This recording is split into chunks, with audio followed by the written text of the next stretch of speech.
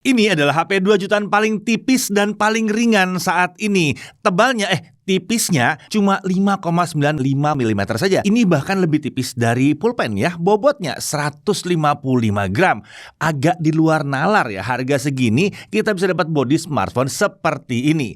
Nah, meski bodinya tipis, baterai nggak dipangkas. Ini 5160 mAh. Dan nggak cuma tipis dan ringan, tapi aspek lain juga diperhatikan. Performanya cukup kencang. Layarnya 1,5K AMOLED 144Hz. NFC ada. Gyroscope hardware ada. Kamera juga keren. Ya, ini kan yang kalian tunggu kan. Kami udah dihujani komentar kapan review smartphone yang satu ini. Jadi langsung aja. Ini dia, Infinix Hot 60 Pro Plus.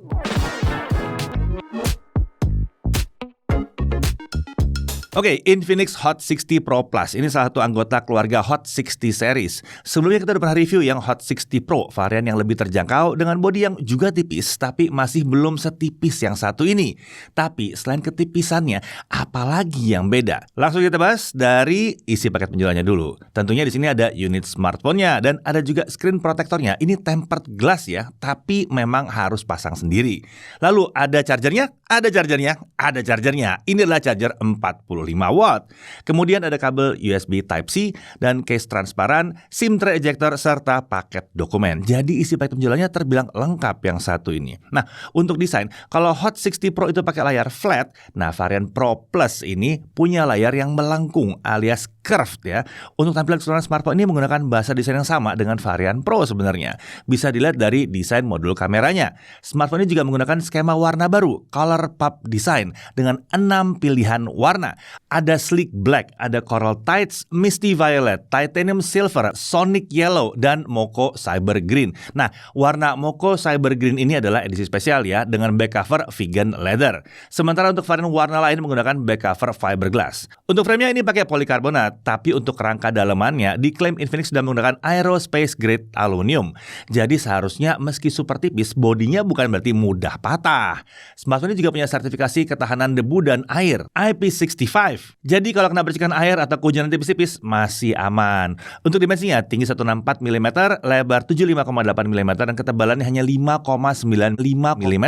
Sementara bobotnya sekitar 155 gram. Jadi super tipis dan super ringan. Bahkan Infinix menyebutnya ini adalah world's slimmest 3D curve phone redefined, alias smartphone layar lengkung paling tipis di dunia saat ini. Nah, sekarang kita lihat di sisi kanan ya, ada tombol power dan tombol volume up and down. Di atas ada speaker, di kiri ini kosong. Di bawah ada SIM tray dual slot, ini 2 nano SIM ya, serta ada mikrofon, ada USB-C dan ada speaker. Jadi di sini tidak ada slot untuk micro SD. Terlihat ya, di sini juga Infinix sudah menawarkan dual speaker. Untuk kualitas suaranya bagi kami sih udah tergolong memadai, terbilang oke untuk kelas harganya. Beralih ke sisi depan, ini adalah layar 6,78 inci AMOLED. Resolusinya 2400 x 1080 pixel dan ini disebut Infinix sebagai 1.5K. Oke. Untuk refresh rate 144 Hz adaptif dari 60 sampai 144. Mayoritas skenario layar itu akan berjalan di kisaran 90 sampai 120 Hz. Nah, bagaimana dengan yang 144 Hz? Ini bisa ya. Saat kami coba, setidaknya sudah ada 3 aplikasi yang bisa jalan 144 Hz, yaitu di settings, SMS, dan di telepon. Untuk perlindungan layar, ini menggunakan Corning Gorilla Glass 7i. Ya, jadi ada perlindungan di sini ya. Ada juga sertifikasi SGS Low Blue Light Hardware Certification. Ini mata kita jadi nggak mudah lelah saat berlama-lama nonton atau main game dengan smartphone ini.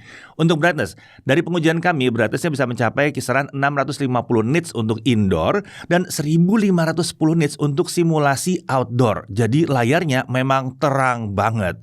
Nah, untuk peak brightness diklaim bisa nyampe 4500 nits. Ini biasanya hanya untuk sebagian kecil banget dari layarnya saja. Dan memang kami nggak ngukur itu ya. Kita ngukur yang keseluruhan layarnya. Lanjut untuk color gamut. Di sini ada 2 mode warna. Pertama adalah original color. Gamut coveragenya di 99,1% DCI-P3 dengan gamut volume di 105,7% DCI-P3.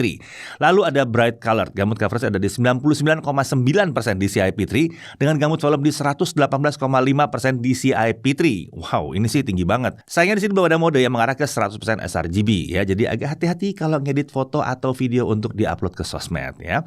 Nah, layarnya juga sudah support always on display, tapi ini memang belum yang bisa nyala terus. Masih wajar lah untuk kelas harganya. Layarnya juga dilengkapi dengan in-display fingerprint scanner nih ya. Wajar ya, layarnya juga namanya AMOLED di sini. Nah, untuk bezel layarnya ini udah super tipis. Bahkan Infinix sebut bahwa layar ini punya screen to body ratio mencapai 93,4%. Lanjut ke atas layar. Di sini ada earpiece untuk nelpon, lalu di dekatnya ada kamera selfie. Ini adalah kamera selfie 13 megapiksel, f2.0 fixed focus. Perekaman videonya up to 2K 30 fps atau 1080p 60 fps juga bisa. Ada LED flash juga untuk kamera selfie-nya nih, seperti biasa ya. Nah, ini akan membantu untuk ambil foto atau video saat gelap, dan ini salah satu poin yang membedakannya dari versi Pro. Beralih ke sisi belakang, ini adalah kamera utamanya, 50 megapiksel Sony IMX882, bukannya f1.79, autofocus. Perekaman video lagi-lagi sampai 2K 30 fps atau 1080p 60 fps juga bisa. Kemudian ada light sensor, ada infrared blaster, ada dual LED flash ya. Untuk fitur-fitur di sini ada banyak, dibaca aja di tabel yang satu ini. Oke, sekarang kita lihat spek internalnya. SoC-nya pakai MediaTek Helio G200. Untuk RAM, 8GB LPDDR4X. Untuk storage ada dua opsi nih. Yang kita tes ini varian 256. Ada juga varian yang lebih terjangkau dengan storage 128GB. Dan tentunya dua-duanya udah pakai UFS 2.2. Untuk baterai, 5160 mAh dengan dukungan charging di 45 watt. Tentunya dia support reverse charging sampai 10 watt. Bypass charging ada dong di sini ya. Untuk sensor, dia punya accelerometer, kompas, gyroscope hardware ya, gyroskopnya ya, light sensor, proximity sensor, ya banyak lah sensornya. Untuk konektivitas tentunya karena ini G200 ya, dia bisa 4G, 2G, 3G, 4G bisa semuanya. Wi-Fi-nya Wi-Fi 5, Bluetooth versi 5.4, NFC tentunya ada, USB OTG juga bisa. Dan dia juga punya FM radio. Untuk menggunakannya kita perlu menghubungkan smartphone dengan earphone melalui port USB terlebih dahulu. Oke, untuk sistem security dia menggunakan in-display fingerprint atau bisa juga pakai face unlock. Untuk OS dia pakai XOS 15 dengan basis Android 15. Nah, di sini Infinix menjanjikan update Android 3 kali. Ya, 3 kali. Dan security update-nya sampai 5 tahun. Iya, kalian nggak salah dengar sama sekali. Infinix sudah berani kasih komitmen yang panjang sekarang ya. Jadi kita akan bisa mendapatkan update OS sampai Android 18 di sini. Kemudian ada juga 60 months fluency certified. Ini menjamin smartphone akan tetap lancar digunakan hingga 60 bulan. Kemudian untuk aplikasi third party ternyata di sini ada beberapa memang ya. Dan kalau tidak dibutuhkan gampang, tinggal di uninstall aja. Kalau iklan bagaimana? Kami sempat nemu ada iklan yang muncul, tapi itu bukan dari aplikasi buatan Infinix. Ini dari aplikasi third party-nya. Jadi kalau rasanya ini mengganggu, uninstall aja aplikasi tadi ya. Nah, untuk Infinix AI dia punya banyak fitur di sini ya, seperti Volax Voice Assistant bawaan dari Infinix. Lalu ada AI Eraser 2.0. Fitur ini bisa menghapus objek dari foto lalu mengisi bagian yang kosong dengan bantuan AI. Kemudian ada AI Extender yang bisa mengekspansi hasil foto kita hingga 140%. Circle to Search tentunya ada, bisa kok ya. Gemini AI juga ada di sini.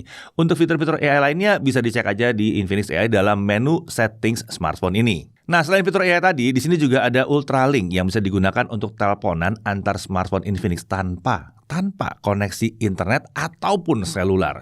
Cukup pakai Bluetooth saja. Menarik ya? Tapi ingat, sesama HP Infinix. Oke, kita masuk ke pengujian performa. Kita mulai dari benchmark dulu ya. Untuk Antutu 10 tentunya seperti biasa ya, karena SoC-nya dia pakai 3D Lite di sini ya. Kita dapat 449 ribuan. Lalu untuk Geekbench 6 single core di 736, multi core di 2010. Kemudian untuk 3D Mark Slingshot Extreme OpenGL, grafik score-nya ada di 2652. 3D Mark Wildlife Stress Test tanpa kipas, best score di 1371, lowest score di 1363. Stability-nya tinggi di 99,4%. Untuk GFX Bench T-Rex 1080p offscreen, dia dapat 67 fps. Lanjut untuk pengujian gaming. Nah, di sini kita menggunakan mode performance yang bisa diakses dari menu Overlay X Boost. Ya, sekarang kita lihat dari Subway Surfers dulu. Untuk bisa merasakan gaming 120 fps di game ini, kita perlu mengubah setting refresh rate layar ke mode high terlebih dahulu. Lalu pilih Customize App Refresh Rate dan atur game ini ke 120 Hz.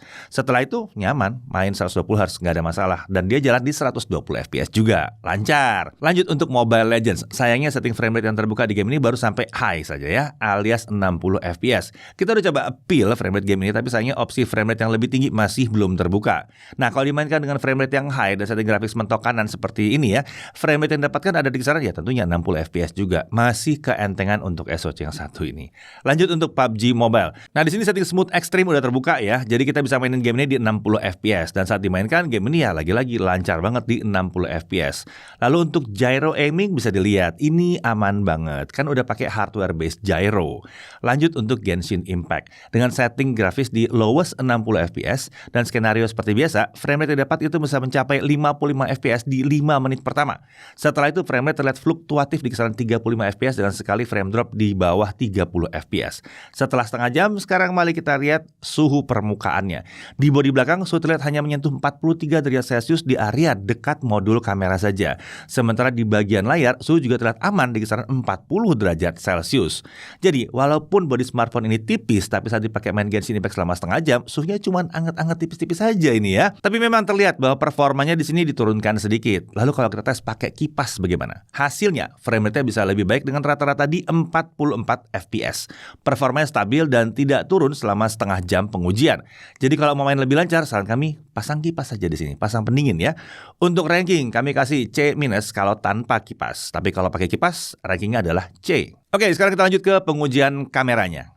Ya, di tangan saya kali ini sudah ada Infinix Hot 60 Pro Plus. Jadi mari sama-sama kita cek kemampuan kameranya. Seperti biasa, sebelum kita mulai, yang kita cek terlebih dahulu adalah mikrofonnya. Di sini saya tidak menggunakan mikrofon eksternal ya, jadi ini langsung menggunakan mikrofon dari smartphone-nya. Nah, di sini Infinix menghadirkan dual mikrofon ya di smartphone-nya ini. Jadi kalau misalnya salah satu mikrofonnya ketutupan seperti ini, setidaknya masih ada backup dari mic yang satunya. Untuk kualitas mikrofonnya sendiri ini sudah tergolong oke, dengan suara vokal yang dapat ditangkap dengan jelas. Nah, kalau yang dari teman-teman dengar gimana suaranya? Oke, langsung aja kita mulai pembahasan kameranya. Let's go! Nah, pengujian kali ini agak spesial ya, karena kami mencoba langsung kamera smartphone ini di Chongqing, Cina. Jadi, semua sampel foto dan videonya langsung kami ambil dari sana. Oh ya, untuk VO kali ini saya juga pakai mikrofon dari smartphone-nya, jadi kalian bisa nilai sendiri gimana kualitas audionya. Oke, langsung saja kita mulai pembahasannya, mulai dari kamera selfie. Untuk kualitasnya sendiri sudah tergolong oke, detailnya dapet dan ketajamannya pun juga pas. Untuk kemampuan dynamic range video ini standar ya. Bagian background terlihat rada overexposed, tapi setidaknya bagian wajah dapat terlihat dengan jelas di sini. Tapi itu di kondisi yang ekstrim ya, karena kalau kita tes di outdoor seperti ini hasilnya aman-aman aja kok. Sedikit catatan, kami menemukan adanya frame drop saat smartphone mulai panas. Jadi kami sarankan untuk menghindari merekam video di kondisi yang terik agar frame rate video bisa tetap aman. Lanjut untuk urusan stabilizer, ini sudah stabil di resolusi 1080p 30 fps. Sementara kalau kita naikkan ke 1080p 60 fps, videonya jadi agak gempa. Hal yang sama juga kami temui di resolusi 2K 30-nya. Jadi untuk resolusi di atas 1080p 30 fps, sayangnya belum didukung dengan fitur ACE. Saran kami kalau mau merekam di atas 1080p 30 fps, kita bisa pakai tripod agar videonya bisa lebih minim getaran.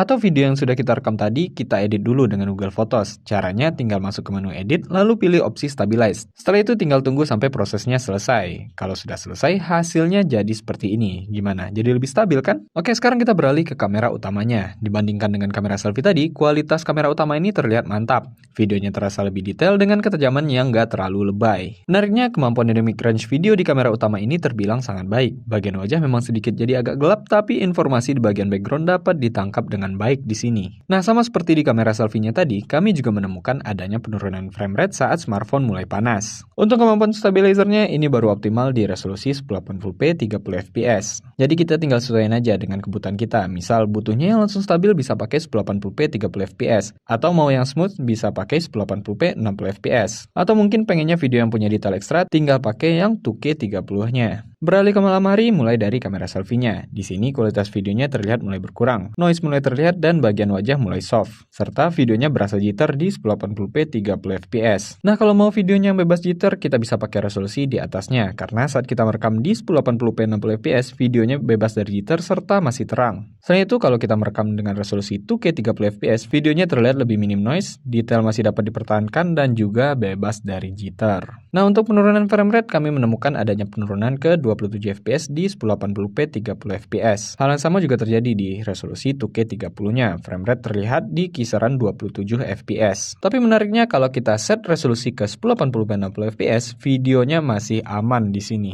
Oke, lanjut lagi ke kamera utamanya. Di sini kualitasnya terlihat juga mulai menurun. Detail mulai berkurang tapi enggak yang sampai hilang-hilang banget. Menariknya kalau kita set videonya ke 60 fps, detailnya jadi sedikit lebih baik di sini dan videonya juga terang. Begitu juga di 2K 30 fps-nya, di mana detailnya masih dapat dipertahankan di sini. Nah, buat yang nanya apakah videonya frame drop, di sini bisa kami bilang videonya aman di semua resolusi. Sekarang kita bahas hasil foto-foto dari kamera ini, yang menurut kami hasilnya sudah tergolong oke, baik di kamera selfie maupun dengan kamera utamanya. Bahkan di kondisi low light pun foto-foto yang dihasilkan smartphone ini juga terbilang mantap. Nah, berikut hasil foto-fotonya.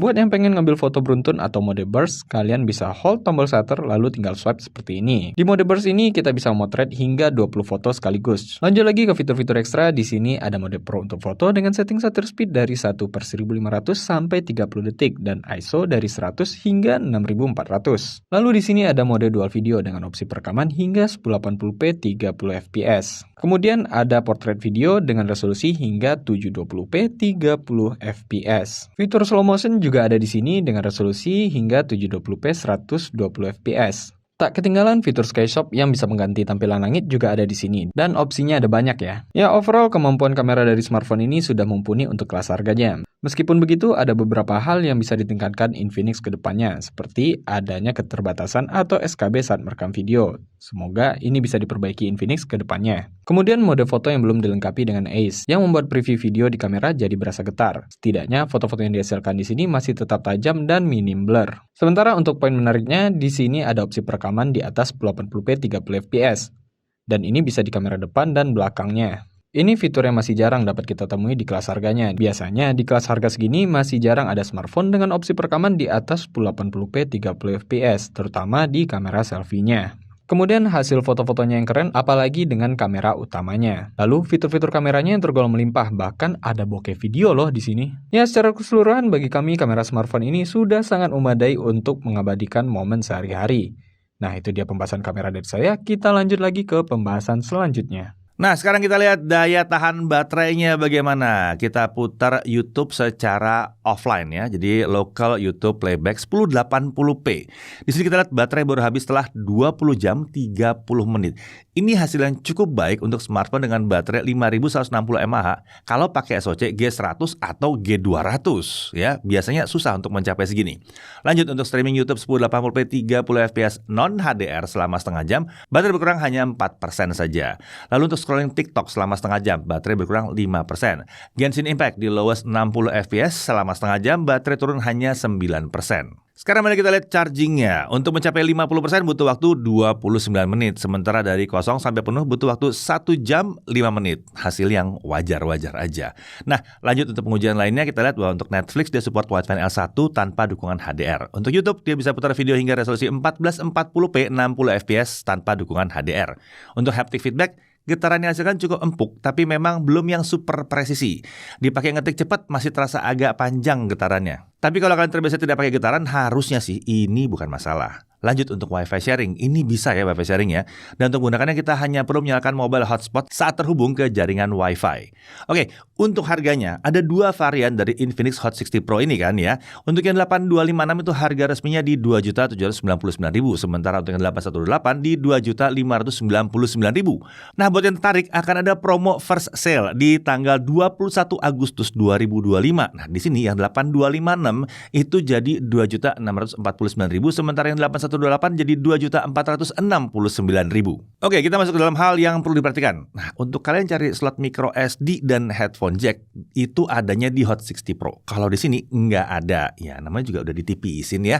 Lalu AOD-nya ini belum bisa yang always on display beneran ya. Ini hanya yang 5 detikan. Kemudian performa sudah cukup kencang, tapi kalau buat main game lama-lama tetap sih enaknya pakai kipas ya sebaiknya ya.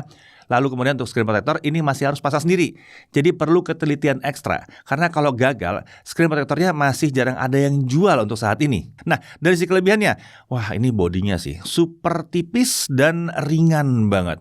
Lebih tipis lagi dibandingkan Hot 60 Pro yang sebenarnya udah tipis itu. Lalu performanya tergolong kencang untuk kelas harganya. Layarnya udah AMOLED 144Hz, udah pakai Corning Gorilla Glass 7i. Bahkan kita juga dapat tempered glass dalam paket penjualannya.